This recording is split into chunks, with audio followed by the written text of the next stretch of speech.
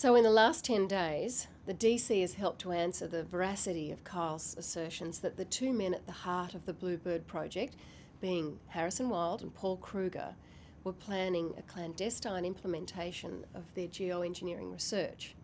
That is, to put something up there and in massive quantities. The problem, though, is that the answer isn't necessarily what might have been imagined.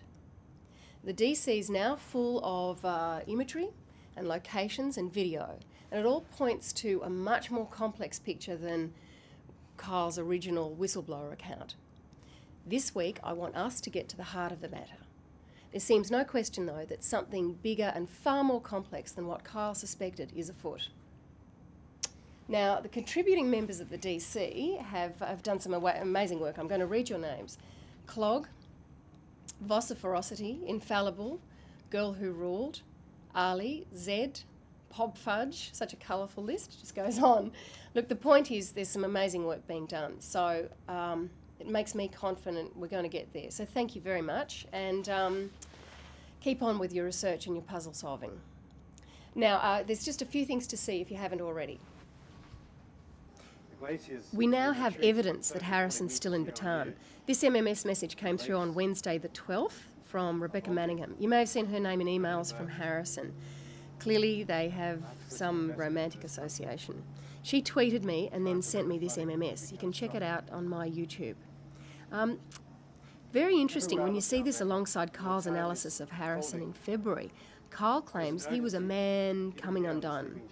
In this Bhutan video, he doesn't look quite as grave as in Feb, but he must know now what's going on. What's he doing over there? Ms. Manningham says he's in retreat and trekking. Some of the world's great mountain trails begin in Bhutan. So, Kyle's presentation to Paul and Harrison was pretty jaw-dropping information for me. Not only because of the dense science being discussed, a lot of which just flew over my head, even after all this research, but you get to the end of the meeting and there's the real story. Kyle said in his latest DC update that he remembers Harrison at the time of this meeting. He was, quote, a mess. He certainly looks dark. He looks destabilised. It's fascinating and rather intimidating to watch Paul Kruger emerge. He's stressful just to watch. I imagine he'd be a will to reckon with if you had to work with him. And those not working to weaken action are powerless to stop it happening. Harrison, unilateralism is all that is left. It's a hard decision, yes, but a clear one. All right, DC theories. Where do I start? They're outstanding, diverse, creative, exciting. Just have a look at the stuff you guys are proposing. Anyway, you can't really summarise all the effort that's already gone into the DC. Just wanted to say that it's really impressive, and if you're not reading them, then you're missing out.